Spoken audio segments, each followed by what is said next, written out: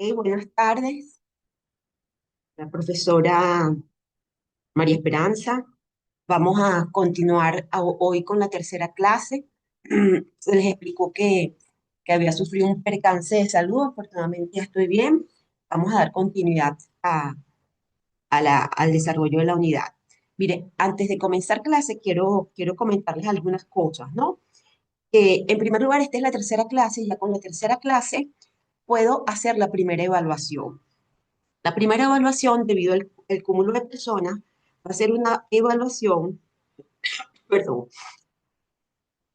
va a ser una evaluación de selección múltiple o simple de carácter individual. La, otro aspecto que le quería señalar es que la unidad que me corresponde desarrollar, que he venido desarrollando, no incluye la parte procesal. La parte procesal se va a dar en la unidad 2, que va a ser con otro profesor o con otra profesora. Quería, para que las personas que están con la expectativa de la parte procesal, eso lo va a dar otro profesor. Eh, por otra parte, fíjense, estas presentaciones que yo hago están cargadas de mucho contenido, más de lo que debe tener una presentación. Pero la idea justamente de cargar de contenido es porque no sé cuáles son las posibilidades de ustedes de conseguir la bibliografía que uno recomienda y cuán costoso le puede ser acceder a ese material. Entonces prefiero por lo menos darle una información mínima que van a quedar aquí en las presentaciones. El otro aspecto que le quería señalar es el siguiente. A ver,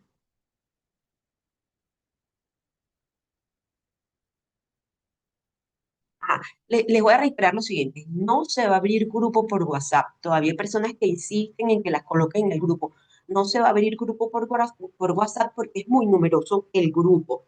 Tampoco se va a recibir aquella primera intención mía de que hiciéramos un análisis del material que se les dio. Bueno, ese material igual tienen que leerlo porque les va a servir para contestar parte de la evaluación que voy a hacer, pero no como un trabajo tal como lo habíamos previsto. No me sigan enviando trabajos porque yo no puedo leer 200 trabajos. Entonces, no lo sigan enviando, vamos a tener otra forma de evaluación. No se preocupen por eso.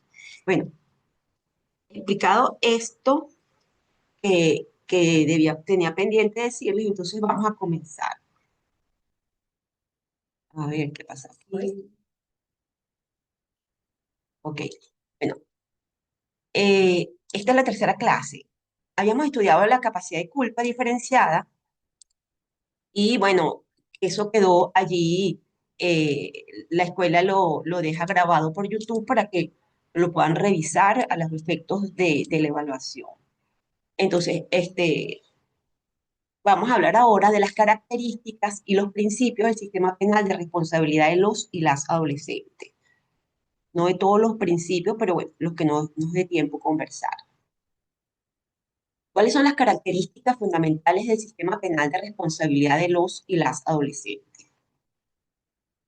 Puede decirse que hay cuatro características fundamentales, ¿no? Entre otras. Derecho penal mínimo o de bajo impacto. Es un derecho que funciona bajo una visión sistémica. En tercer lugar, se incluye la participación ciudadana mediante incorporación de consejos comunales y otras formas de organización social como integrantes del sistema penal de responsabilidad de los y las adolescentes. Porque la cuarta característica no es derecho social ni de familia, es de estricta naturaleza penal. Ahora, vamos a revisar cada uno de estos ítems. Es derecho penal mínimo o de bajo impacto. Fíjense ustedes, esto no es una característica única del sistema penal de responsabilidad de los y las adolescentes, pero es fundamental su rigurosidad en este caso debido a la especial etapa de desarrollo de los y las adolescentes. El derecho penal mínimo nace de la necesidad de equilibrar una de las características de la justicia penal, es la tensión libertad-seguridad. Yo creo que hemos venido hablando de esto de alguna manera. Es que la justicia penal, el ejercicio del jus puniendi, tiene como efecto la limitación o la restricción de derechos y libertades, como la libertad de circulación como la propiedad y en algunos ordenamientos jurídicos inclusive puede limitar la vida donde hay sanciones de pena de muerte, pues. Y esto se genera a través de esta coerción que genera el derecho penal, es para garantizar la seguridad, los bienes jurídicos de los ciudadanos que pueden ser ofendidos a través del delito. Entonces, en esa tensión, libertad, seguridad, hay que buscar un equilibrio, porque si ese equilibrio, si se desequilibra esa tensión, entonces se afecta la legitimidad de la intervención punitiva porque ya si la intervención punitiva satura los límites de su búsqueda, de su finalidad, entonces lo que está en juego es la legitimidad de la intervención punitiva. Esto, en términos generales, es lo que se llama la crisis del derecho penal. Y en medio de esta crisis nace la concepción del derecho penal mínimo, que es una crisis básicamente de legitimidad, bajo el principio que todos conocemos de subsidiariedad, fragmentariedad e intervención mínima, es decir, en la forma menos lesiva del derecho. Digo subsidiariedad y fragmentariedad porque, bueno, el derecho penal se encarga de los ataques más graves que se pueden realizar hacia los bienes jurídicos más importantes de una sociedad, ¿no? Y en forma mínima, en el sentido de que procura la, la menos lesión de derechos, ¿no? El derecho penal mínimo se aplica con mayor rigor a la justicia penal de los y las adolescentes, como les decía, por la vulnerabilidad de desarrollo evolutivo. El derecho penal es la herramienta más drástica de que dispone el Estado. Y bueno, los y las adolescentes están frente a esa herramienta. Ay, disculpen un momentico. Esto no me permite leer que aquí tengo una limitación para leer ok, prefiero. Decía que es la herramienta, a ver, ok, es la herramienta más drástica de que dispone el Estado. Bueno, es el ejercicio de la función punitiva. El único que lo puede ejercer es el Estado y es el único que puede generar a través de esta función las restricciones de derechos, ¿no? Frente a esta herramienta están los y las adolescentes. Le traigo, y se las voy a leer inclusive, un comentario del profesor Muñoz Conde, que dice que hablar de derecho penal es hablar de un modo u otro siempre de violencia. Y, a ver, sí.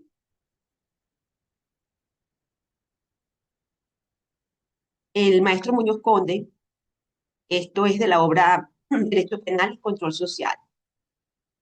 Fíjense, hablar de derecho penal es hablar de un modo u otro siempre de violencia. Violentos son generalmente los casos que se ocupa el derecho penal: robo, asesinato, violación, rebelión. Violenta es igual la forma en que el derecho penal soluciona estos casos: cárcel, manicomio, suspensión e inhabilitación de derechos. La violencia está allí, a la vista de todos y practicada por todos, por quienes delinquen y por los que definen y sancionan la delincuencia, por los que, por el individuo, por el Estado, por los hombres y por los ricos. Y yo les leo esto del maestro Muñoz Conde, porque debemos tener plena conciencia de la magnitud de lo que significa enfrentar a la adolescencia al derecho penal.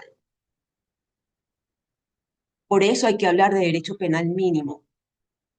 El sistema penal de responsabilidad de los y las adolescentes es una justicia especializada. Los operadores del sistema deben ser garantes de que el ejercicio de la función punitiva produzca los menos restricciones posibles de derecho. Esto no es optativo, esto no lo puede decidir ni el fiscal, ni el juez, ni el defensor. Esto es un elemento, esto es un estándar de enjuiciamiento de obligatorio cumplimiento. En consecuencia de hablar de derecho penal mínimo, Se establecen principios para equilibrar la tensión entre el efecto del poder punitivo del Estado y las garantías de los derechos humanos de los y las adolescentes. Entre esos principios está la excepción de aplicación de la sanción no privativa de libertad. Ustedes saben que en el sistema penal de responsabilidad de los y las adolescentes no solamente hay sanciones privativas de libertad, sino sanciones no privativas de libertad. Vamos a hablar de eso posiblemente en la última clase. Entonces, la excepción de la aplicación de la sanción no privativa de libertad hace prevalecer la conciliación. Y hoy vamos a hablar de la conciliación. En segundo lugar, la excepción de la privación de libertad hace prevalecer sanciones no privativas de libertad e inclusive también las medidas cautelares son de carácter excepcional. En tercer lugar, la proporcionalidad de la respuesta penal, cuya búsqueda es evitar excesos. Es decir, justamente de eso se trata. Y justamente por eso hacemos énfasis en, disculpe, en que se trata de un derecho penal mínimo. El sistema, y otro elemento fundamental que nos establece el principio para equilibrar la tensión entre el poder punitivo y la garantía de los derechos humanos de los adolescentes es la sanción,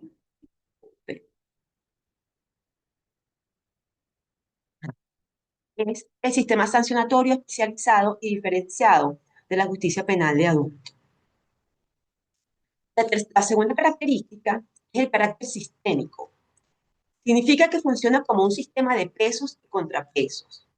Los jugadores ya no son las figuras centrales, porque además de los jueces, los fiscales y los defensores, hay una gran variedad de instituciones y actores sociales como integrantes del sistema. Por supuesto, los jueces, los fiscales y los defensores siguen siendo los integrantes del sistema donde se concentra justamente esa, ese equilibrio de pesos y contrapesos. Esa carga no la tienen los demás integrantes del sistema. Esta conformación de los 14 integrantes del sistema de variadas disciplinas con funciones específicas es el reconocimiento de que el delito tiene una estructura multifactorial. Lo que hemos venido hablando desde la primera clase. Son demasiados los elementos que constituyen, que van uniendo el hilo conductual hasta que se llega lamentablemente a la comisión de un hecho punible por parte de un adolescente. Esto tiene que ver con todos esos factores que hemos mencionado, factores sociales, económicos, la desigualdad, el control de las redes sociales y la corresponsabilidad de Estado, familia y sociedad frente al acto disvalioso de los y las adolescentes. Veamos cuáles son esos integrantes. El artículo 527 de la LOMNA señala que los integrantes del sistema penal de responsabilidad de los y las adolescentes está integrado por la Sala Constitucional del Tribunal Supremo de Justicia, la Sala de Casación Penal del Tribunal Supremo de Justicia, la sección de adolescentes del Tribunal Penal, el Ministerio Público Especializado, el Ministerio del Poder Popular con competencia en materia de protección integral de niños, niñas y adolescentes, el Ministerio del Poder Popular con competencia en materia de relaciones interiores, justicia y paz, el Ministerio del Poder Popular con competencia en materia de servicio penitenciario para la atención de los y las adolescentes en conflicto con la ley penal, el Ministerio del Poder Popular con competencia en materia de juventud, el Ministerio del Poder Popular con competencia en materia de educación, el Servicio Autónomo de la Defensa Especializada, Pública Especializada, la Policía de Investigación y Servicios de Policía Especializada, la Defensoría del Pueblo, consejos comunales y demás formas de organización popular, las autoridades legítimas de los pueblos y las comunidades indígenas en los procesos en que sean parte los y las adolescentes indígenas.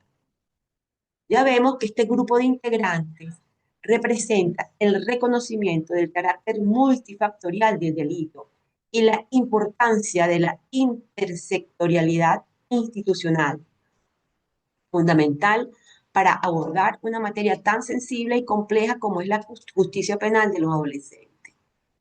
Fíjense que yo cada vez que recalco la importancia de la intersectorialidad, eh, me une a esta afirmación, la experiencia personal, nosotros formamos parte de los jueces que en el año 2000 iniciamos el sistema y había mucha precariedad en algunos aspectos. Por ejemplo, la mayoría de los adolescentes que se presentaban no tenían cédula, no tenían partida de nacimiento, manifiesto no saber leer y firmar, había alto analfabetismo, y eso se fue, la verdad, regulando con la comprensión entre todos los organismos que estaban vinculados a cada uno de estos elementos, que empezaron a servir de apoyo para lograr no solamente la cedulación, sino que eran adolescentes que no tenían existencia civil, no tenían ni partida de nacimiento. Eso se fue recuperando y también con las misiones se logró abordar que la mayoría después nunca más tuvimos, al cabo de menos de un año, nunca más tuvimos ni adolescentes que manifestaban no saber firmar, ni que llegaran sin cédula, ni por qué, porque bueno, ahí funcionó la estructura de la intersectorialidad. Ahí se prestó inmediatamente el apoyo, la colaboración. Creo que eso sigue funcionando y sigue funcionando bastante bien.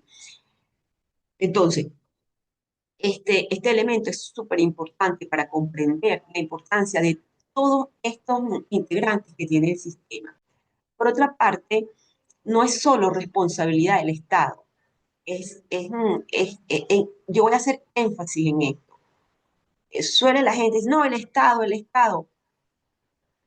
Quienes afirman eso es por desconocimiento de las nuevas realidades y de los nuevos paradigmas, porque no es solo responsabilidad de Estado garantizar el cumplimiento de los derechos de los niños y adolescentes. La familia y la sociedad también son corresponsables. Estos son los conceptos que aún no asimilamos y persistimos en responsabilizar solo al Estado. El artículo, hay que leer el artículo 4A de la LOMNA para dejar de insistir que la responsabilidad de la garantía de los derechos de los niños, niñas y adolescentes es solo carga del Estado. En tercer lugar, como otra de las características del sistema penal de los y las adolescentes, está la participación ciudadana. Es necesario desmitificar este tema. La participación ciudadana no es delegación del poder punitivo del Estado a los consejos comunales ni a las otras organizaciones sociales. De ninguna manera. El poder punitivo es solo una facultad del Estado, es indelegable. Lo que ocurre es que el sistema presenta un paradigma distinto de justicia con la idea de generar vínculos de convivencia empática y pacífica entre todos los sectores afectados por el delito. Y realmente en las comunidades es que se logra conocer, y es de allí que nace el evento de los adolescentes que terminan cometiendo delitos. Y es desde las comunidades donde se pueden producir los procesos de sanación y de rectificación de esa intervención que no se hizo a tiempo. Esta esta participación ciudadana está asociada a la estructura multifactorial del delito juvenil, también está asociada a este tema, a la corresponsabilidad, entendiendo que el sistema penal de responsabilidad, y esto lo vamos a reiterar todas las veces que podamos, porque es lo que nos señala nuestra responsabilidad, se activa cuando fracasa el sistema de protección a cargo del Estado, de la familia y de la sociedad. El concepto de participación de la sociedad se refiere a los consejos comunales y otras formas de organización social, por ejemplo, asociaciones deportivas, culturales, entre otras. La participación ciudadana en el marco del sistema penal juvenil internacional. Vamos a hablar de esto porque hay una como creencia de que esto fue una disposición del legislador fuera de contexto. No, la participación ciudadana dentro del sistema penal juvenil tiene además una vinculación con instrumentos internacionales de fundamental importancia, entre ellas las reglas mínimas de las Naciones Unidas sobre las medidas no privativas de libertad, reglas de Tokio. Regla 17.1. La participación de la sociedad debe alentarse, pues constituye un recurso fundamental, uno de los factores más importantes para fortalecer los vínculos entre los delincuentes sometidos a medidas no privativas de libertad y sus familiares y la comunidad. Este artículo 17.2. La participación de la sociedad será considerada como una oportunidad que se brinda a los miembros de la comunidad para contribuir a la protección de esta. Reglas de Beijing. Regla 25, movilización de voluntarios y otros servicios de carácter comunitario. 25.1, se recurrirá a los voluntarios, a las organizaciones de voluntarios, a las instituciones locales y otros recursos de la comunidad para que contribuyan eficazmente en la rehabilitación del menor en un ambiente comunitario y en la forma en que sea posible en el seno de la unidad familiar. Las directrices de las Naciones Unidas para la Prevención de la Delincuencia, son las directrices de RIAD. La comunidad dice, deberá establecerse servicios y programas de carácter comunitario o fortalecer los ya existentes que respondan a la necesidad de problemas, intereses e inquietudes especiales de los jóvenes y ofrezcan a ellos y a su familia asesoramiento y orientación adecuado. 33. Las comunidades deben adoptar y reforzar una amplia gama de medidas, apoyo comunitario a los jóvenes, incluido el establecimiento de los centros de desarrollo comunitario, instalaciones de servicios de recreo, a fin de hacer frente a los problemas especiales de los menores expuestos a riesgo social. Ahora, ¿cuáles son estas atribuciones de los consejos comunales? El artículo 527 señala, los consejos comunales como instancias de participación, articulación e integración de los ciudadanos y ciudadanas con los órganos del poder público como integrantes del sistema penal de responsabilidad de los y las adolescentes, en el marco de los lineamientos que establezca el órgano competente, tendrán las siguientes atribuciones. A.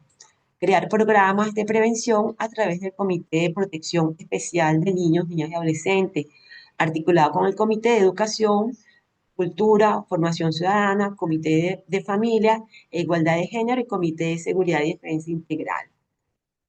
No sé hasta qué punto se han creado los comités de protección social de niños, niñas y adolescentes. B. Coadyuvar con la ejecución de aquellas medidas no privativas de libertad que sean decretadas por el órgano jurisdiccional o de la celebración del acuerdo conciliatorio, a cuyo efecto el juez o jueza competente deberá notificar al Consejo Comunal del lugar de residencia de los y las adolescentes.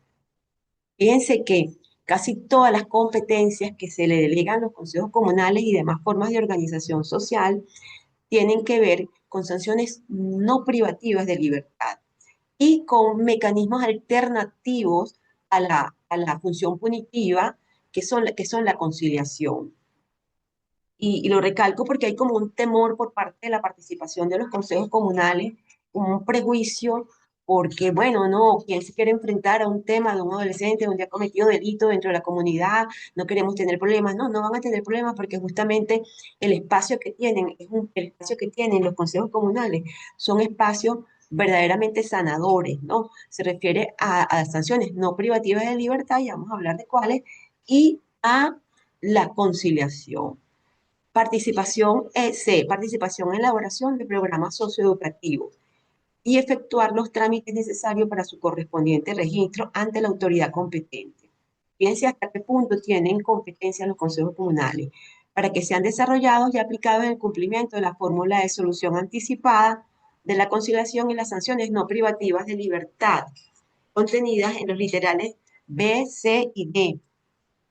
Eso hace referencia a las sanciones de, de, de, disculpa, de allá, disculpe,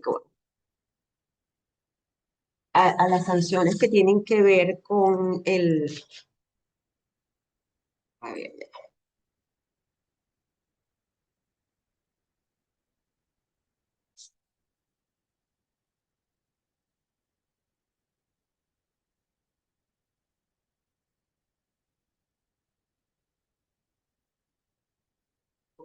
que ya, a la imposición de reglas de conducta, servicios a la comunidad y la semilibertad. Esas son las tres sanciones S y D, que están en el artículo 620 de la ley. Vamos a hablar de eso en su momento.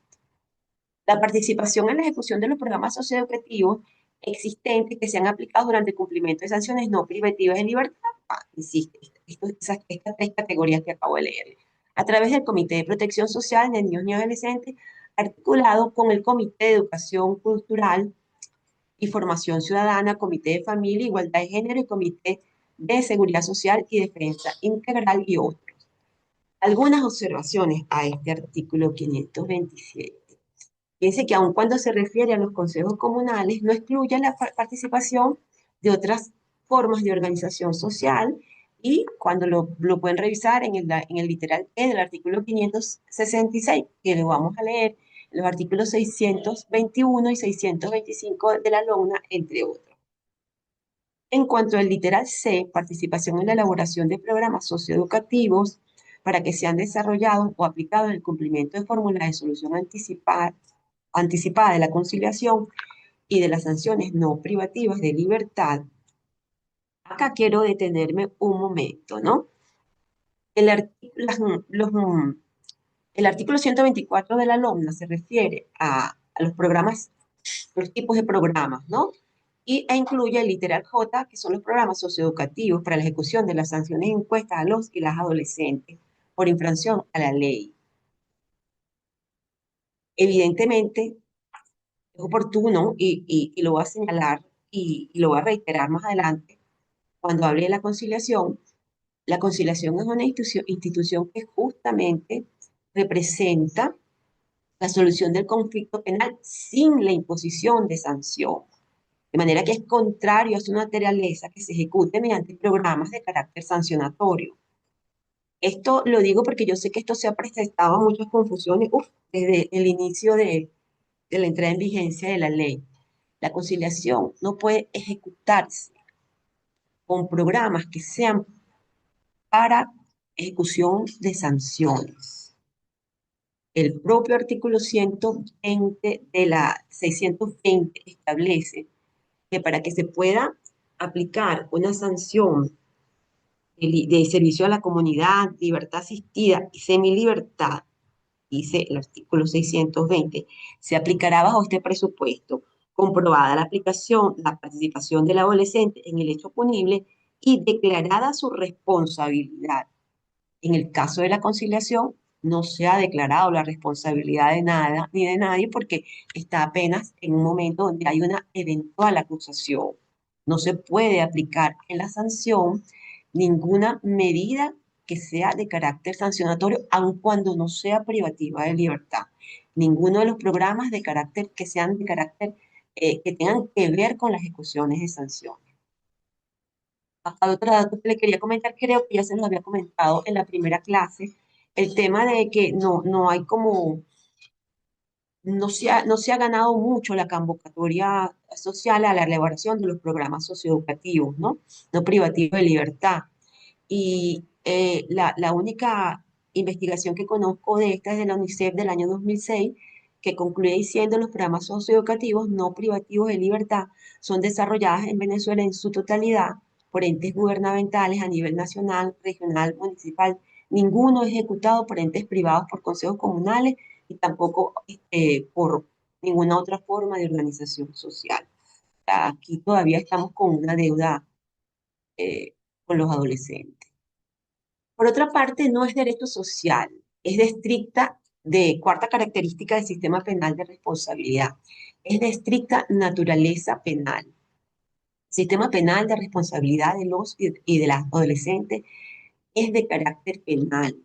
Aun cuando tengan medidas con finalidad socioeducativa, su aplicación está en el marco del ejercicio de la función punitiva del Estado, de manera que genera sanciones de carácter aflictivas y restrictivas de derechos, aún en los casos de las sanciones no privativas de libertad. En cuanto a las sanciones no privativas de libertad, el presupuesto legal para su aplicación es la comprobación de la participación en el hecho punible y declarada su responsabilidad, artículo 120 de la LOMNA, tal como se lo acabo de señalar. De manera que no se puede aplicar en la conciliación ninguna de estas medidas no privativas de libertad, tampoco se pueden aplicar como medidas de protección. Revisadas las características del sistema penal de responsabilidad de los y las adolescentes, vamos ahora a comenzar el estudio de los principios generales y específicos de la doctrina de protección integral.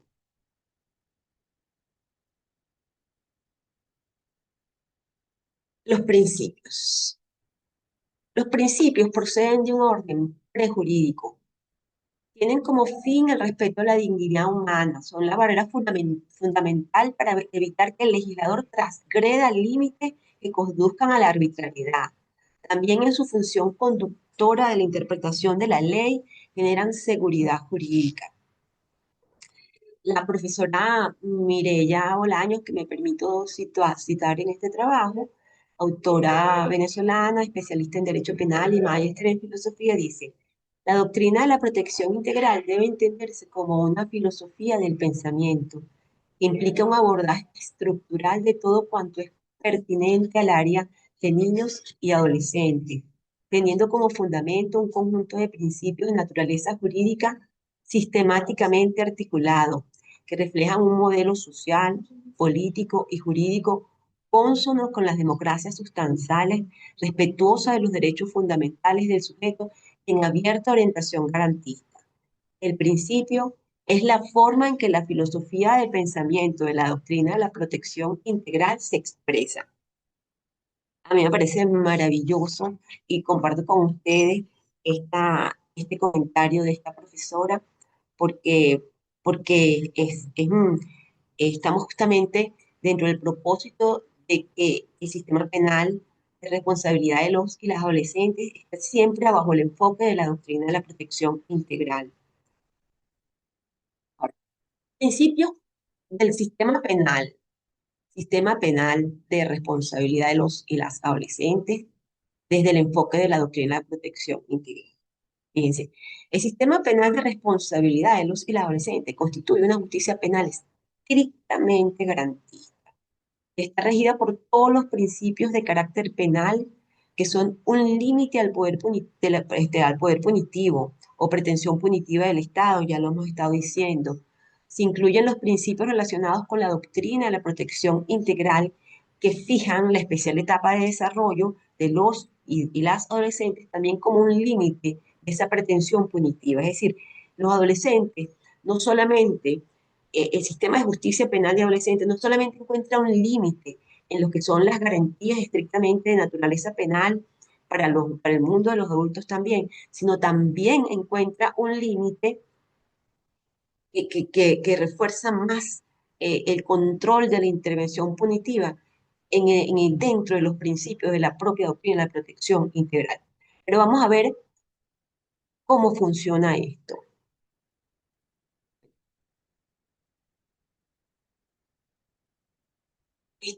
Los principios relacionados con la doctrina de la protección integral que fijan la especial etapa de desarrollo de los y las adolescentes está el principio de la especialidad del sistema, principio de niño ni adolescente como sujeto de derecho, principio del interés superior del niño, principio de la excepcionalidad de la sanción, principio de la excepcionalidad de la privación de libertad y principio de corresponsabilidad.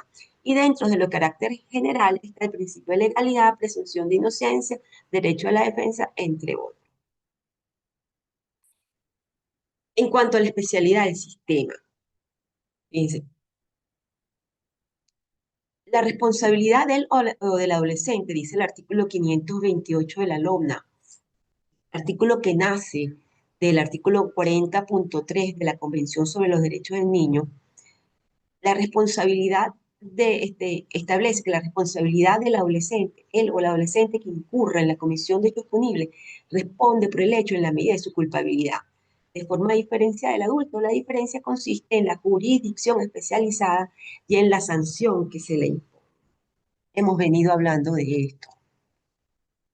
Cuando hablamos de jurisdicción especializada, hay dos enfoques necesarios. Uno, pues, por supuesto, el ámbito de competencia jurisdiccional, es decir, la competencia para conocer en forma exclusiva e indelegable los hechos punibles cometidos por los y las adolescentes. En segundo lugar, y de muchísima importancia, la formación de los operadores del sistema. Este es un aspecto de suma importancia. Bueno, a pesar de todo esto se ha subestimado y es imprescindible reiterar, renovar y no decaer en convocar a la necesidad de la formación y capacitación teórica y práctica de los operadores del sistema, de todos los operadores del sistema, de los 14 operadores del sistema que señala la ley, pero en particular los jueces, los fiscales y los defensores. Estos constituyen el equilibrio de los pesos y contrapesos de la dialéctica penal. El defensor da un alegato, el fiscal da un alegato y el juez hace el equilibrio sobre esos alegatos para tomar una decisión. Para que esto ocurra, el fiscal, el defensor y el juez debe estar ampliamente capacitado en la especialidad del sistema. No podemos enfrentarnos a jueces que no conozcan el sistema o que de alguna manera usen conceptos personales, porque ya eso ocurrió en una época, ya eso lo superamos, eso era lo que hacían los jueces de la ley tutelar del menor. Ya nosotros hemos superado y hemos considerado una conquista en derechos humanos altamente importante el hecho de que nosotros tengamos funcionarios especializados en la materia de enjuiciamiento penal de adolescentes, que no se cometan arbitrariedades, que se entiendan que tienen estándares de enjuiciamiento especiales y que no son optativos, mirarlo o no, son de obligatorio cumplimiento. Respecto a la formación de los profesionales de la justicia penal juvenil, el Comité de los Derechos del Niño, en la observación general 1024, señala, este comité es un comité creado por las Naciones Unidas para hacer seguimiento a todos los ordenamientos jurídicos que ratificaron la convención y que en consecuencia han generado dentro de sus regulaciones internas un sistema de justicia penal para adolescentes, ¿no? Y esta es una de las observaciones más importantes porque está dirigida específicamente a la parte penal. En la observación 39, el comité pone de relieve que la formación continua y sistemática de los profesionales del sistema de justicia juvenil es fundamental para respetar esas garantías. Dichos profesionales deben poder trabajar en equipos interdisciplinarios y estar bien informados sobre el desarrollo físico, psicológico, mental y social de los niños y los adolescentes, así como las necesidades especiales de los niños más marginados.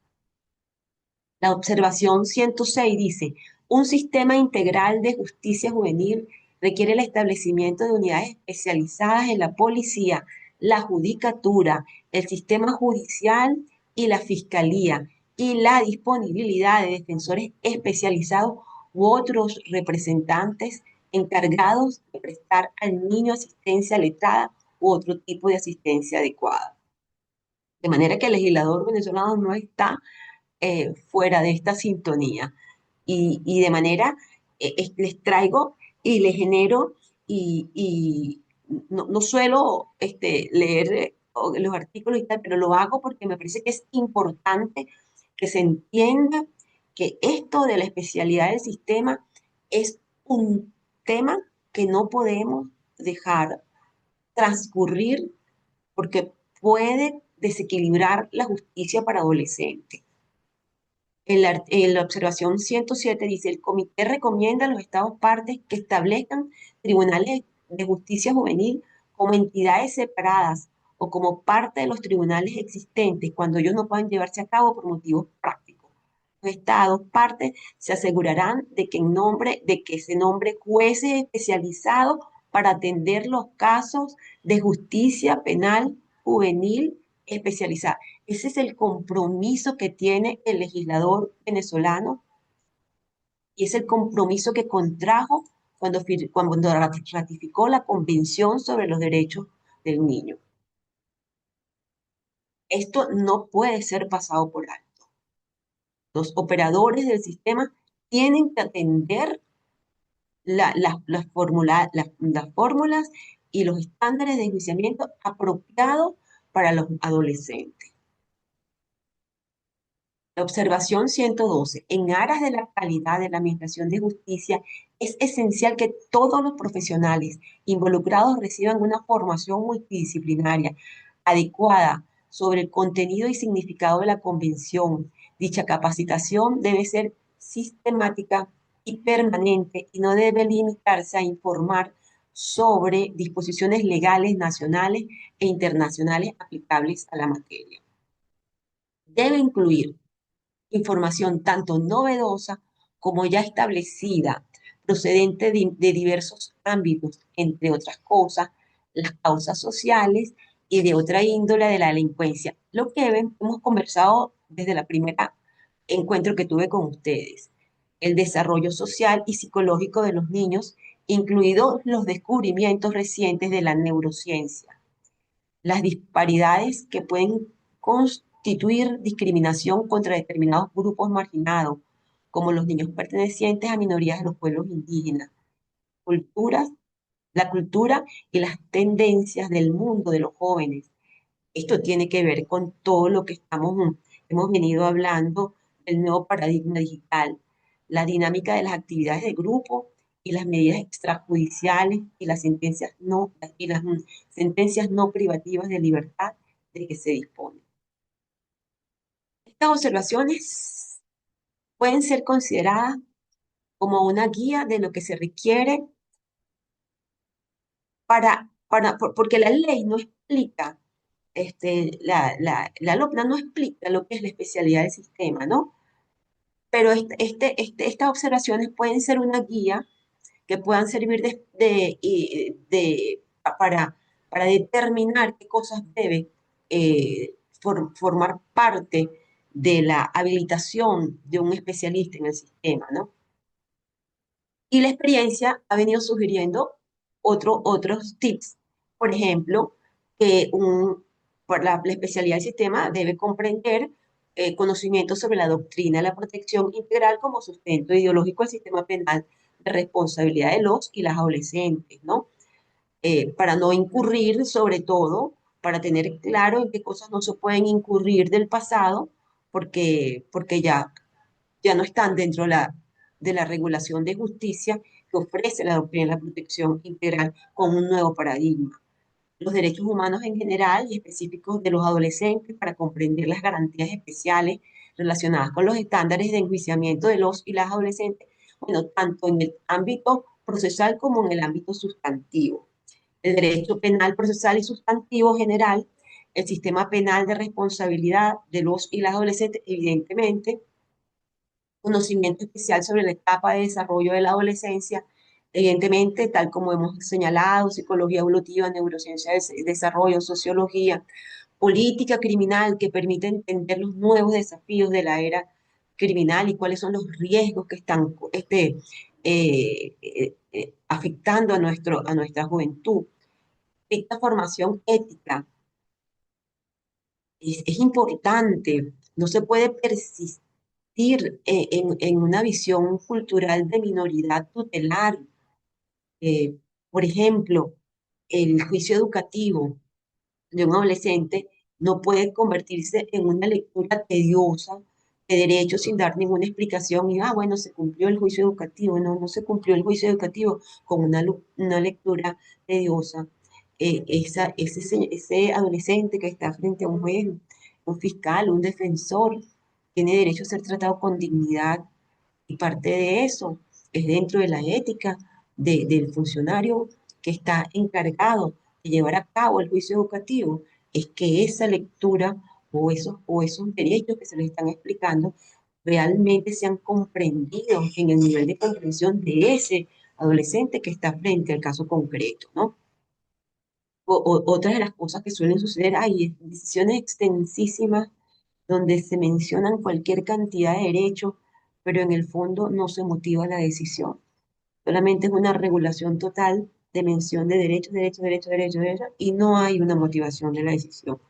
Una decisión inmotivada es una decisión no solamente que ofende a la justicia, sino que es una decisión que prácticamente va a llevar a una nulidad y no se puede, y que afecta el derecho a la defensa.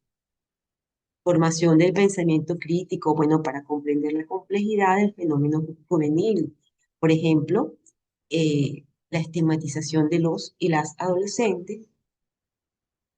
En este sentido, quiero leer también otra observación del Comité de los Derechos del Niño.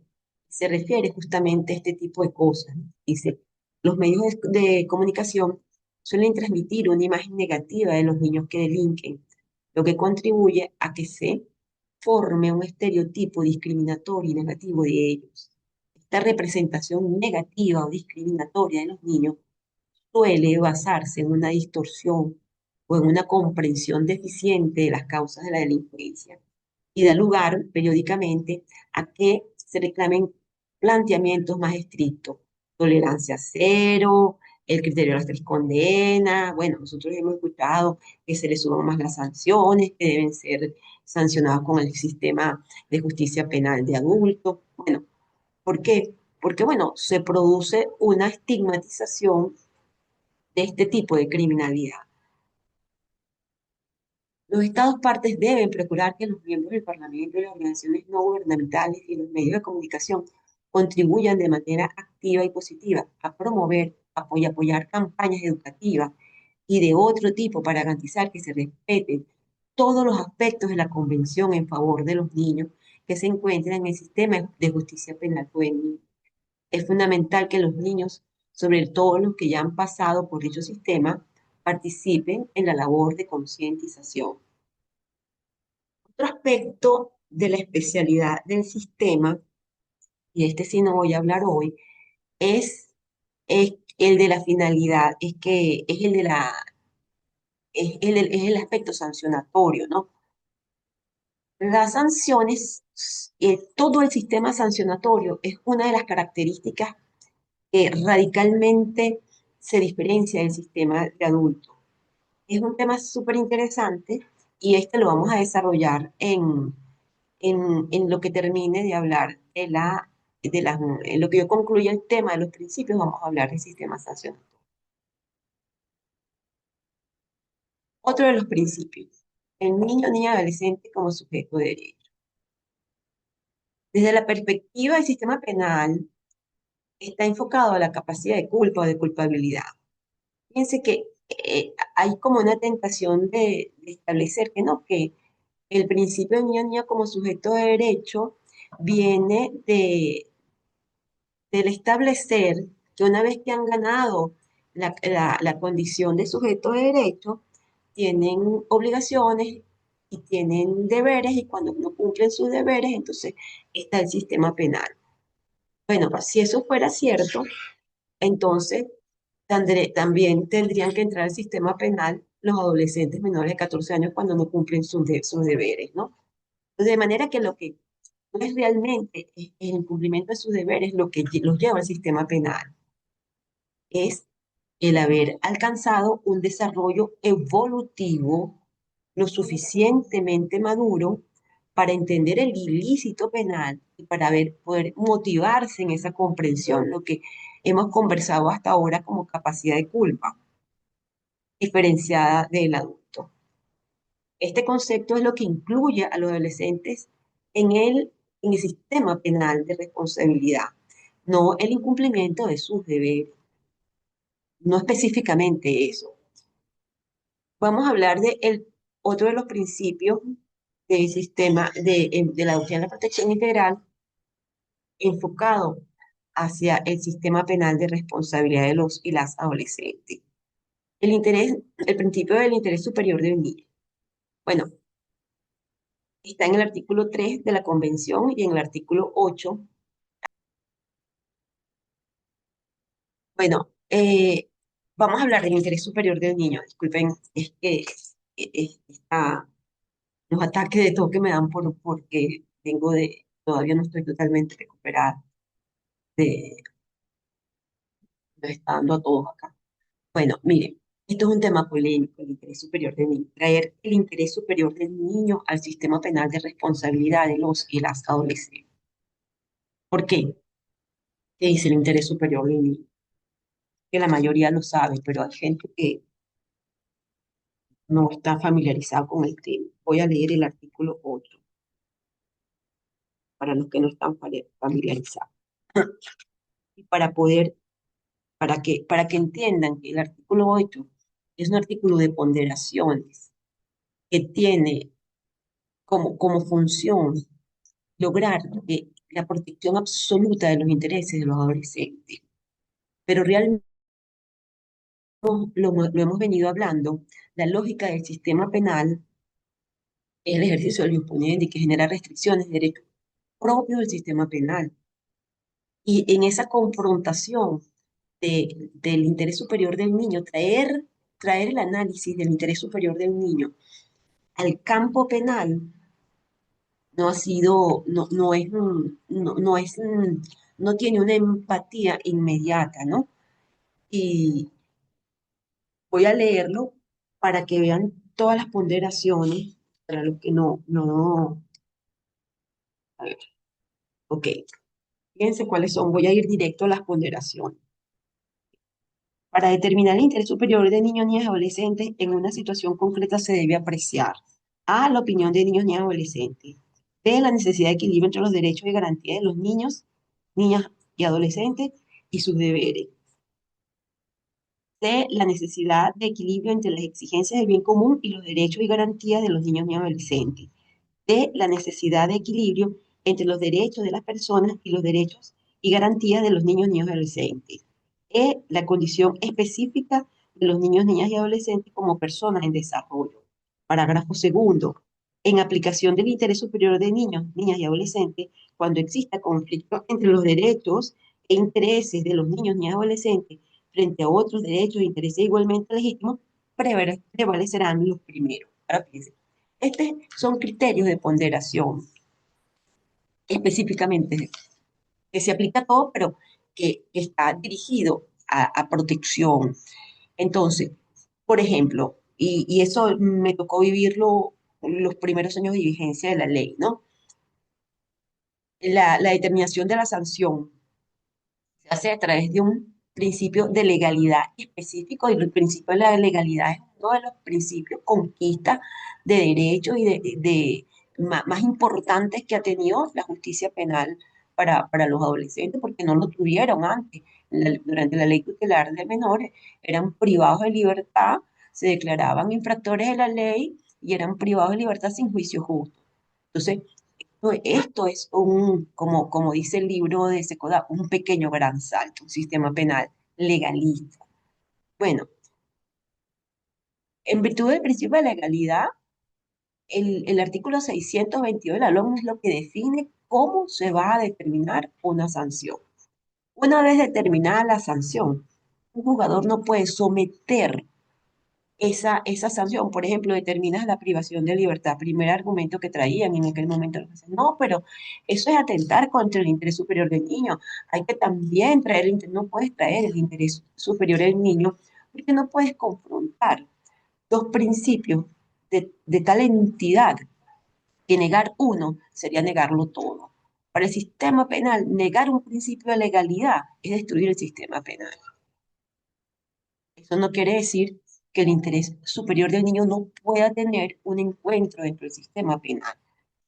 Y traigo acá, sobre todo, que puede ser de mucho interés para los defensores, un trabajo del profesor Sillero. Era- Quedó otra vez pegado hasta acá.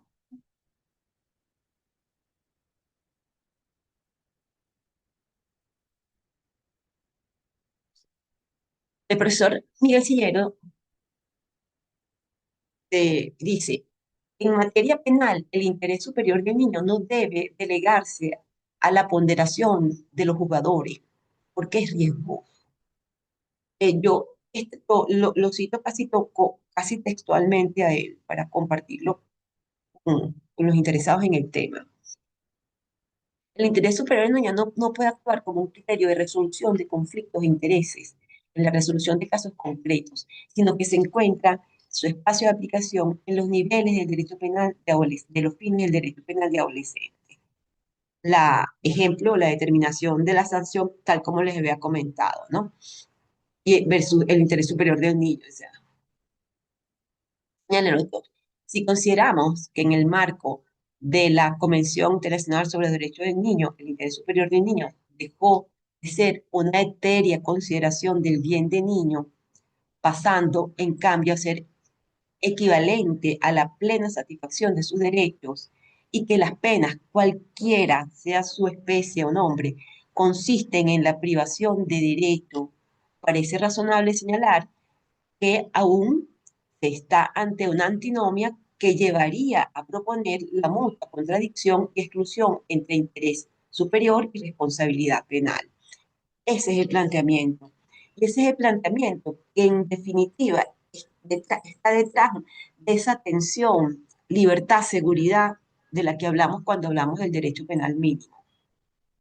Se plantea, si la protección de los derechos del niño y la responsabilidad penal del adolescente fueran absolutamente incompatibles, ¿cómo es posible que la Convención sobre los Derechos del Niño los consagre conjuntamente?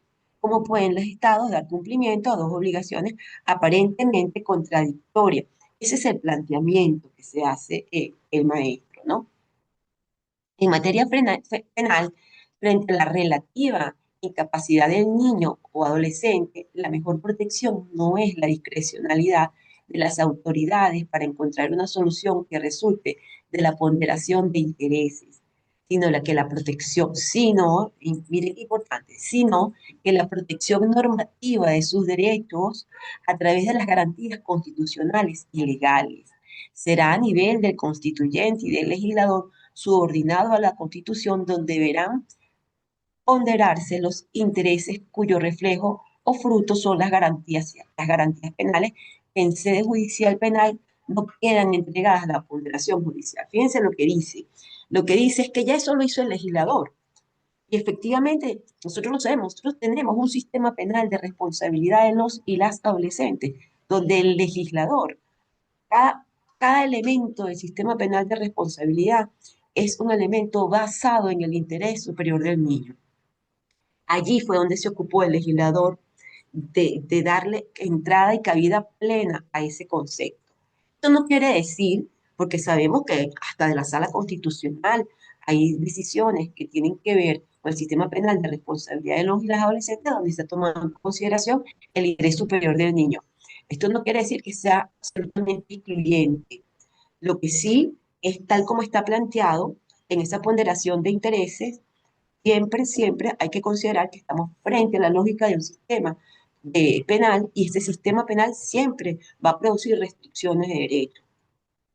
Por eso es que al final este autor dice, bueno, lo importante es que ambos sirvan, ambos un principio, el interés superior del niño y los principios propios del sistema penal de responsabilidad sirvan como mecanismo justamente para hacer de la respuesta penal lo menos, la coerción menos posible.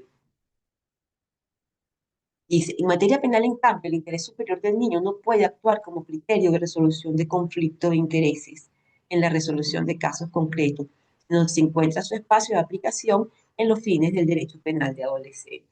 En consecuencia, el punto central para resolver esta antinomia o antinomía es la distinción de planos. Sí, mientras creo posible sostener que el interés superior del niño, esto es una cita del autor, de Miguel Sillero.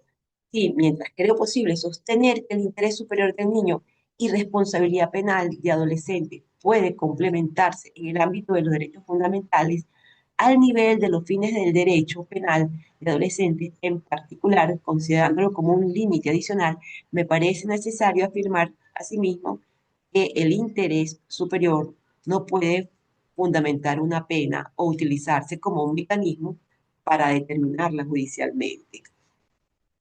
A nivel de los fines del derecho penal de adolescentes, podemos sostener que se encuentra la protección de bienes jurídicos, la minimización de la violencia, tanto social como de la respuesta estatal, y el respeto a la dignidad personal de imputados condenados, y la protección de los derechos de los adolescentes como sujetos en desarrollo. Elemento este último que define la necesaria especialidad del derecho penal del adolescente frente al derecho penal de adulto. Los fines del derecho penal son compatibles con el interés superior del niño y se expresa en disposiciones como la que establece la privación, que la privación de libertad debe ser una medida de último recurso en el derecho penal de adolescentes. Diferente es la situación de los fines de las penas, especialmente si se pretende fundamentar una aplicación de una sanción específica en interés superior del niño, ya que pareciera que la medida se impondrá para hacer un bien menor y no como una sanción, con lo que se reinstala lo esencial del paradigma tutelar, pero a través de un fraude de etiqueta. En síntesis, si bien es cierto que existe una contradicción entre pena y derecho del niño, es fuerza reconocer una complementación entre el sistema jurídico destinado a limitar las penas, derecho penal garantístico, que es el derecho penal mínimo, y el sistema de protección de derecho del niño, más aún, privar de garantías penales a los niños y adolescentes constituye una violación del principio de protección de sus derechos, porque la experiencia indica que el sistema de garantías penales, sustantivas y procesales son el mecanismo más eficaz para proteger el poder punitivo del Estado y delimitar su expansión. La negrilla es puesta por, por, por, por mí para destacarlo como un punto de mucha importancia. Una vez establecido que la integración entre el interés superior del niño y garantías penales y procesales solo pueden darse en la medida que ambos constituyen un límite a la protección punitiva del Estado. Fíjense que hay una persistencia en el mismo tema que compartimos todos los que hemos estudiado esta materia y siempre tiene que ser el límite de la pretensión punitiva del Estado frente a los adolescentes. Podemos decir que la finalidad específica del sistema penal de adolescentes basado en la Convención Internacional sobre los Derechos del Niño será limitar el poder punitivo del Estado y proteger al niño lo más posible de los efectos adversos de las sanciones penales. Y esto importa para el desarrollo de los niños. Miren, les aclaro que la convención siempre habla de niños y se refiere a niños, niñas y adolescentes, ¿no? Porque yo sé que siempre hay la pregunta, pero se está refiriendo a los niños no entran, no son sujetos de sanciones penales. Se habla como un término genérico. Vamos entonces al principio de la excepcionalidad de la aplicación de la sanción. Es, es- Está en el artículo 564 de la LOMNA, artículo 40, 3b, 4 de la Convención, la regla 1.3, 1.4, 5 y 11.4 de Beijing. Este principio es una expresión del derecho penal mínimo que reconoce que la intervención punitiva debe regularse conforme a mecanismos de solución del conflicto alternativos a la sanción, como la conciliación. Artículo 574 de la LOCA. Esta es una institución emblemática del nuevo paradigma de este nuevo paradigma de justicia. Por eso voy a dedicarme a hablar de esta institución en este momento. Es la explosión, en la exposición de motivos se señala que la conciliación es una institución basada en el humanismo y la proporcionalidad. La conciliación también está vinculada a otros principios de la doctrina de la protección integral, como la proporcionalidad, evitar exceso en la respuesta penal y la participación a través de la incorporación de los consejos comunales y otras formas de organización social. Ahora, hablemos de la conciliación. La derivación del tratamiento de la criminalidad juvenil hacia instancias informales en las comunidades que ejercen otra forma de control social distinta a la sanción se propone como una alternativa útil, efectiva, humanista y eficaz y proporcional a la solución del conflicto penal.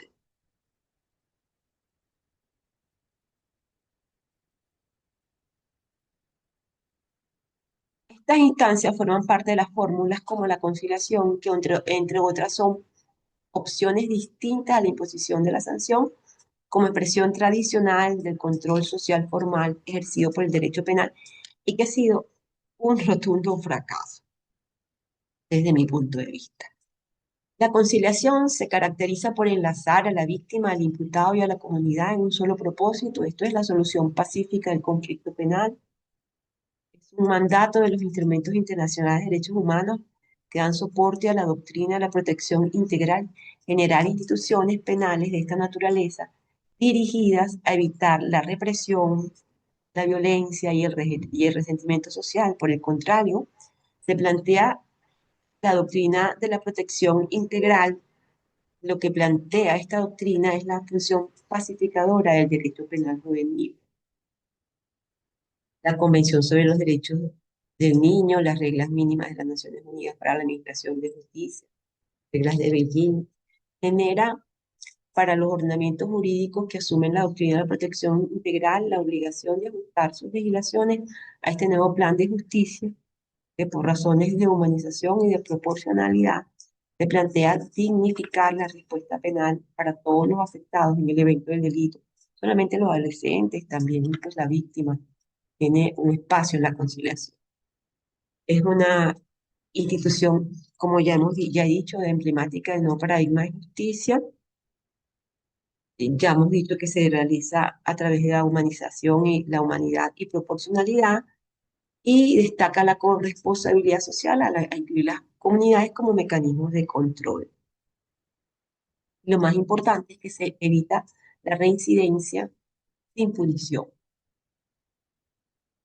La conciliación y la doctrina de la protección integral, destacamos dos de los instrumentos especiales de derechos humanos que conforman la doctrina de la protección integral, que son las reglas de Beijing y la Convención sobre los Derechos del Niño.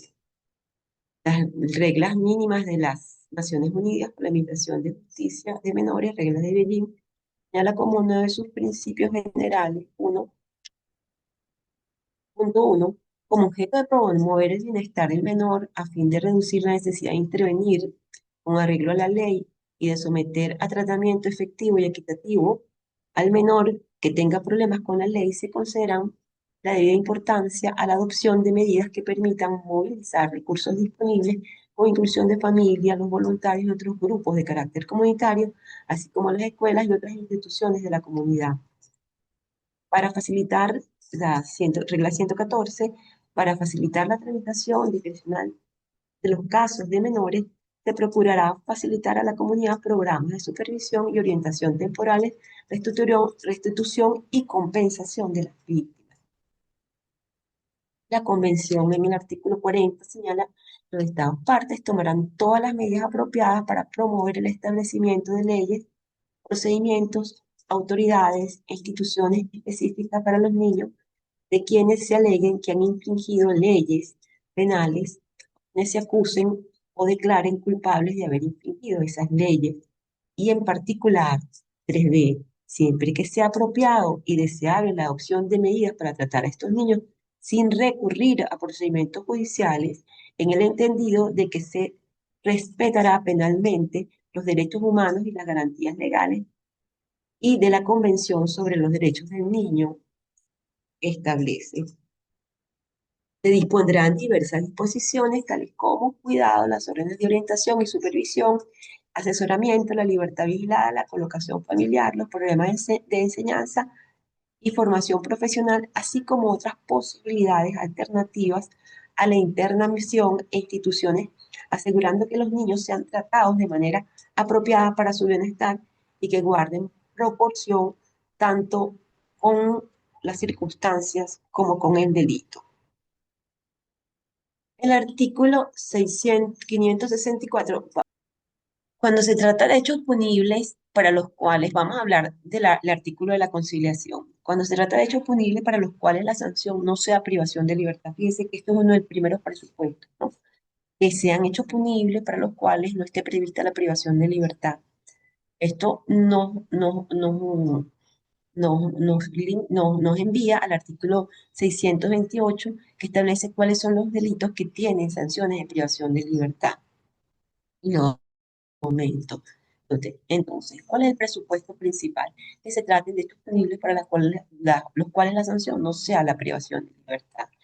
El fiscal o la fiscal del Ministerio Público o la defensa debe promover la conciliación. Debe. La obligación es promoverla. El que la conciliación se dé o no es otra cosa, pero promoverla sí es un imperativo legal. Para ello, se celebrará una reunión en la sede de que la promueva con el o la adolescente, padre, representante y responsable. La defensa, el fiscal del Ministerio Público y la víctima.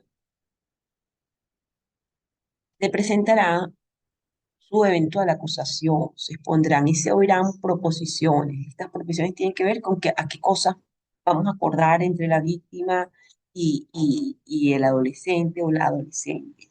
En dicha reunión se explicará ampliamente a las partes el contenido y el alcance de la conciliación. La víctima, él o la adolescente imputado o imputada manifestará su voluntad de conciliar y en caso de no querer conciliar, expondrá sus motivos, lo podrá realizar por cualquier medio y así se dejará constancia. Evidentemente que no es obligatorio para ninguna de las partes conciliar. Reitero, lo que es obligatorio es hacer el acto.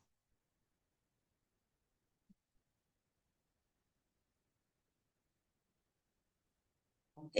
El Ministerio Público presentará a la víctima, perdón, el Ministerio Público representará a la víctima en aquellos casos en que ésta sí lo decida, con arreglo a lo previsto en el artículo 662 literal A de la presente ley.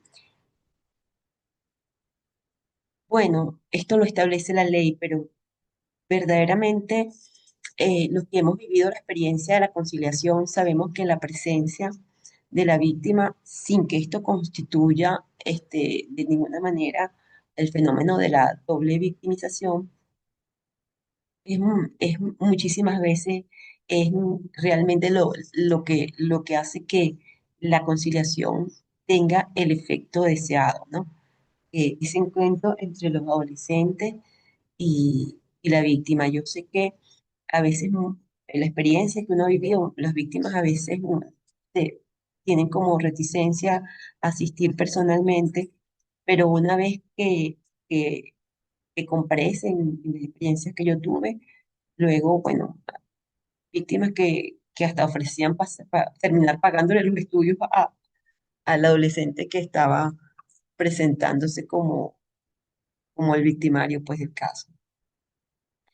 En los casos de hechos punibles que afecten intereses colectivos y difusos, propondrá la reparación social del daño. Si llega a un preacuerdo, él o la fiscal lo presentará al juez o la jueza de control conjuntamente con la eventual acusación. En todos los casos, las partes, el juez y la jueza de control agotará todos los medios para lograr con éxito la conciliación.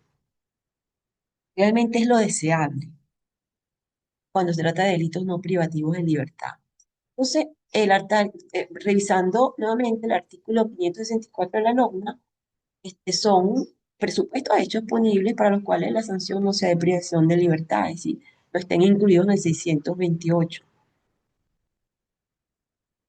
Acá hay un punto eh, que no puede uno dejar de mencionar, y es que hay muchos que se han incorporado cada vez más después de la última reforma de la LOMNA, se han incorporado nuevos tipos penales que son muy graves, que son pluriofensivos, como la trata de personas, la trata de niñas y mujeres, y no están dentro del artículo 628.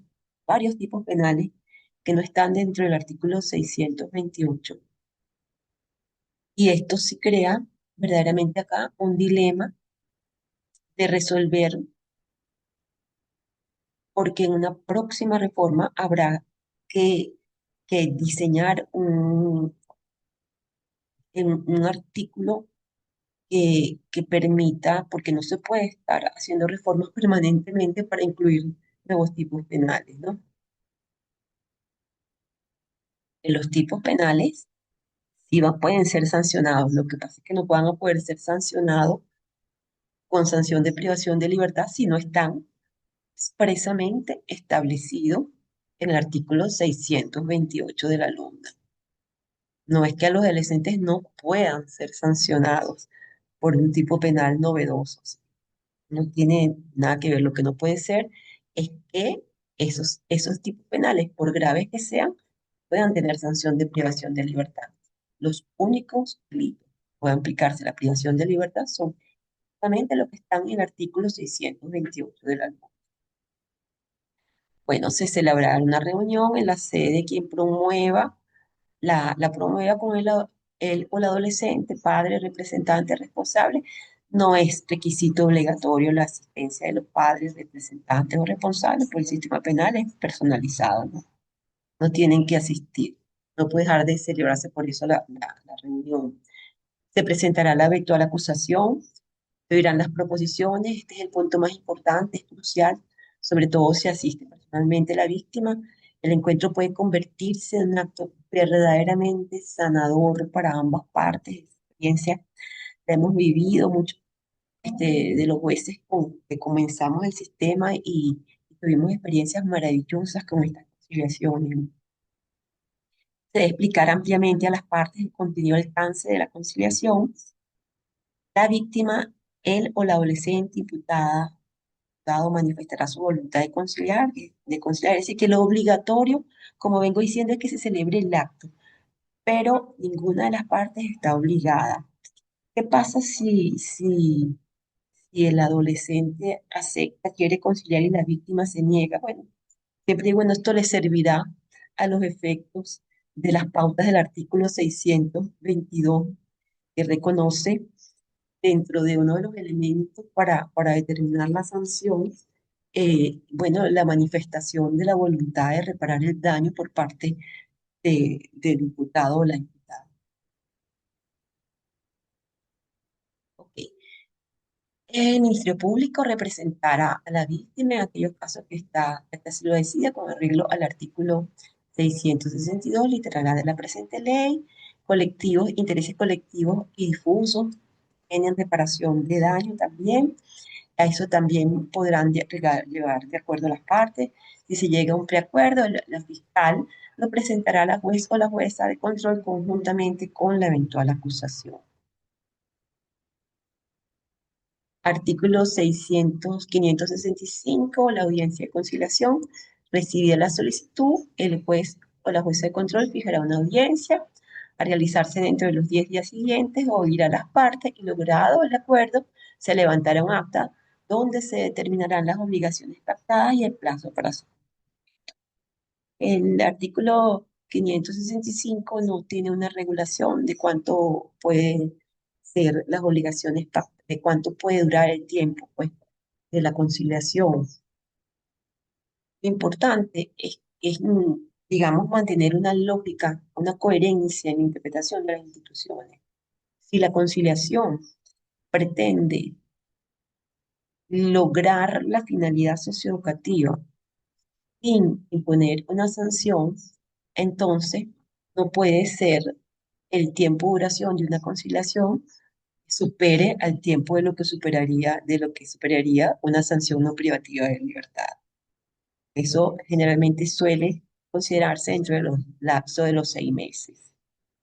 Artículo 566. Contenido de la resolución que acuerde suspender el proceso a prueba debe contener fundamento de hecho y de derecho a la suspensión, datos generales del o de la adolescente, hechos que se le atribuye, su calificación legal y la posible sanción, obligaciones pactadas y el plazo para su cumplimiento.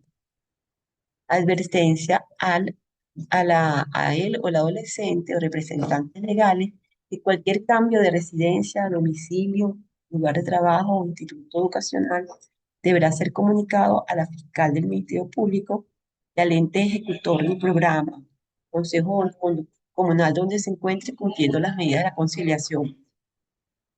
No sé si esto se está cumpliendo, si los consejos comunales están cumpliendo algún rol en el tema de ejecutar medidas de conciliación. Sería maravilloso que esto estuviera cumpliendo, pues. Hasta ahora lo que sé es que los programas no están siendo realizados por los consejos comunales. Orden de incorporación a programas de prevención e inclusión social. Piense que los programas a que se refiere la conciliación son programas de prevención e inclusión social. ¿Ok? No se habla de programas socioeducativos. eh, el artículo 124 de la ley dice, los cuales deben ser ejecutados por entes públicos o consejos comunales y fíjense lo que les decía, u otras organizaciones sociales, quienes deberán informar en el plazo establecido por el juez o la jueza de control sobre la supervisión u orientación, avances demostrados por él o la adolescente durante su permanencia en sus programas de prevención. Quería este comentario antes de la reforma, se establecían condiciones acogidas por las partes. Además, el juez y él o la juez establecía órdenes de orientación y supervisión, pero no habían programas para esto y los incluían en los programas de las sanciones, lo cual violenta el principio del sistema penal de responsabilidad de los y las adolescentes, el principio de legalidad. Por eso es que insisto, no sé si estos programas se han creado. Y tengo que insistir en que si no se han creado los programas igual, no pueden incluirse eh, en la conciliación a los y las adolescentes que están sujetos a conciliación en programas que son programas de ejecución de sanciones. Son conceptos que no son compatibles. Por último, tenemos el efecto interruptorio de la prescripción, acordada por el juez o la jueza de control, la suspensión del proceso a prueba, quedará interrumpida la prescripción por el plazo acordado. El artículo 568 dice, si el adolescente incumple las obligaciones pactadas en el plazo fijado, él o la fiscal del Ministerio Público solicitará al juez o la jueza de control el sobreseimiento, perdón, si las cumple, el sobreseimiento definitivo. En caso contrario, continuará el procedimiento correspondiente. Bueno, aclarando algunos prejuicios sobre la conciliación. Bueno, no supone solicitar el perdón del ofendido. El objetivo es reparar el daño individual y social causado. La víctima establecerá condiciones que por supuesto no deben ser irracionales, vejatorias o de imposible cumplimiento. Puede ser que para la víctima le resulte suficiente la disculpa del adolescente. Eso puede ser simplemente, ¿no? Aún así, él o la adolescente deberá incluirse en un programa de prevención e inclusión social. Por eso es que la conciliación siempre va a garantizar, la inclusión en estos programas siempre va a garantizar el aspecto socioeducativo, el aspecto de no reincidencia, porque para eso es que está en la conciliación, para que sin la necesidad de punición se logre a través de estos programas la inclusión social, que es el objetivo realmente del sistema. No se trata de comprar la justicia pagando un precio a la víctima para evitar la imposición de la sanción. La reparación del daño no necesariamente supone efectos patrimoniales. Siempre va a haber reparación social a través de la inclusión en programas para encauzar la conducta del adolescente. No es impunidad, hay una cierta sensación de que la conciliación, primero que no salgamos del contexto de que se tratan delitos para los cuales no procede la privación de libertad. Estamos hablando de las cosas más graves, todo lo contrario. No es impunidad, por el contrario, el adolescente asume su responsabilidad por los actos cometidos, genera obligaciones incluso mediante programas. Se exige que el preacuerdo conciliatorio debe estar acompañado de la acusación, es decir, la Fiscalía debe haber realizado una investigación previa de la cual, a su juicio, se desprende mérito para el enjuiciamiento. Esto es importante, que tampoco la idea es, y esto sí resultaría violatorio del principio de la presunción de inocencia, proponer la conciliación cuando efectivamente pues, no se establecieron los elementos de investigación suficientes para sostener la acusación. Entonces, si no hay elementos para sostener la acusación, no puede haber una activación de esta institución. No supone admisión de hecho, por lo que en caso de incumplimiento se activa el proceso como lo acabamos de ver. Pues, ¿cuál es el efecto en caso de que haya un incumplimiento? No es desjudicializar el conflicto penal, sino despenalizar, porque la conciliación, a diferencia de otros ordenamientos jurídicos, se da dentro del sistema penal. Representa un límite al ejercicio del puniendi para atender una fórmula de solución pacífica del conflicto penal bajo la competencia del sistema penal. La víctima no debe estar sujeta a ningún tipo de condiciones, tal es el caso de comprometerse a no ejercer ejercicio de la acción civil contra el imputado o a cambio de que se cumplan algunas pretensiones de carácter patrimonial. De esto no se trata. No se trata de doblegar la voluntad de la víctima ni de intimidar al adolescente frente a la amenaza de, ah, mira, que si no aceptas la conciliación, vamos a imponerte lo que te viene es una sanción o debe ser una decisión voluntaria de ambas partes sin ningún tipo de presiones. Particularmente debe cuidarse que esa reunión que se da entre la víctima y el victimario no se convierta en un acto que genere mayor trauma a la víctima y en consecuencia después se produzca otra forma de victimización, ¿no? De allí la importancia de insistir en que pues, los jueces, los fiscales, los defensores tengan entrenamiento en esta función de mediación. ¿Cuáles son las ventajas de la conciliación? Bueno, pues impide una respuesta tardía frente al hecho penal, lo cual puede restar efectividad desde el punto de vista educativo. Fíjense que uno de los temas fundamentales es que la respuesta penal se produzca, por eso los lapsos son tan breves, se produzca lo antes posible, una vez que se ha cometido el delito. Es la conexión que debe mantener un adolescente entre el hecho penal, el hecho penal propiamente, el hecho punible y la respuesta que se da como consecuencia de ese hecho. El que se produzca en breve condición una respuesta, en la medida en que esa respuesta sea una respuesta más inmediata, la conexión entre el resultado y el hecho es más clara para el adolescente. Entonces, toda respuesta tardía siempre es una respuesta contraria a a la pretensión, a la finalidad del sistema. La reparación del daño y la inclusión en programas de prevención e inclusión social tienen como finalidad evitar que el adolescente incurra nuevamente en hechos delictivos, con la cual se da respuesta, bueno, no es la reparación del daño, la inclusión, no necesariamente del daño patrimonial, digamos, desde el punto de vista de la reparación social y moral del daño.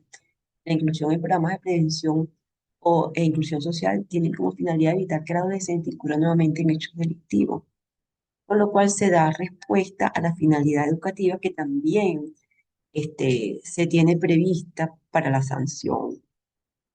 Sin necesidad de imponer sanción, pues, cumple la misma finalidad educativa. Se rescata la confianza en la función pacificadora del derecho penal, digamos que sana la herida social, cambia la percepción nefasta que tiene la víctima hacia el adolescente y el adolescente se sensibiliza también ante la ofensa causada y asume su responsabilidad también desde un espacio moral. Eso también lo hemos vivido, ¿no? Una cosa es la visión con la cual la víctima iba y se enfrenta a una conciliación y cuando ya se encuentran, esos son dos seres humanos que se están encontrando y no solamente uno ha percibido cómo inmediatamente cambia el enojo, cambia el prejuicio que tiene la víctima, pero también el adolescente, ¿no? O ver muchísimas veces a adolescentes que siempre se le dio que no se trataba de estar pidiendo perdón ni nada, pero adolescentes que espontáneamente y genuinamente dieron la mano a la víctima y le pidieron perdón, le pidieron disculpas por el agravio pues, que le causaron. Eso es suficiente.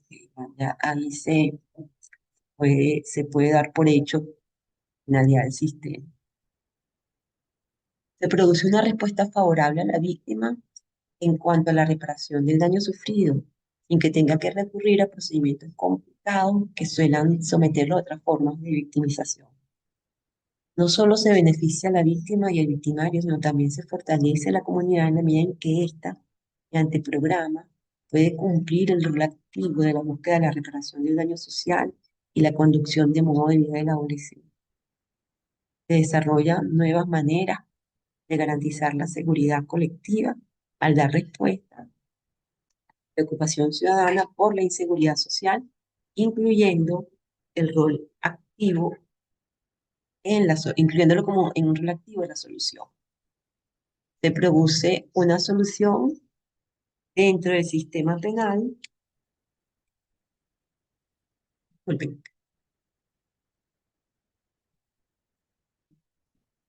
se produce una solución dentro del sistema penal sin punición, de manera que se preserva la tutela del bien jurídico mediante el derecho penal. Se evitan los efectos estigmatizantes del sometimiento a juicio y la imposición de la pena. Se desburocratiza el sistema penal, toda vez que el volumen mayor de causas se dan resueltos en una forma expedita con mecanismos alternos a la imposición de la sanción, pudiendo guardar toda su atención para los casos más graves, lo cual incrementa su eficacia. Como reflexión final, mediante la conciliación se puede lograr dar respuesta a la víctima y a la sociedad con la reparación del daño. También se puede lograr dar la finalidad educativa referida a la no reincidencia, esto dentro del ámbito del derecho penal y fundamentalmente evitando la violencia de la comisión. De manera que es deseable que las comunidades conjuntamente con todos los operadores del sistema de justicia deben formar parte de esta nueva óptica de justicia pacífica, participativa, útil a todas las partes afectadas por el conflicto penal. Se trata de evitar depresión, violencia y desgaste social, que es esto justamente lo que ha hecho el derecho penal tradicionalmente sin ningún efecto. Muchísimas gracias por su atención y tengan